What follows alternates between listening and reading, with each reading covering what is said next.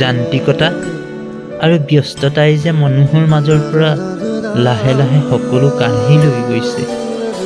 তাহানি যে আমি শৈশৱ ইমান ৰং ধেমালিৰ মাজেৰে পাৰ কৰিছিলোঁ, আজিকালি মৰম চেনেহবিহীন সমাজখন কেৱল নিজক লৈয়ে ব্যস্ত।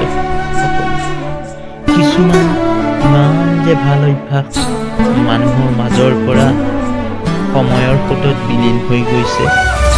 ভাল বন্ধুৰ ভিতৰত কিতাপ যে অতিকে ভাল বন্ধু, তাতোতকৈ ভাল অভ্যাস হ'ল কিতাপ পঢ়া।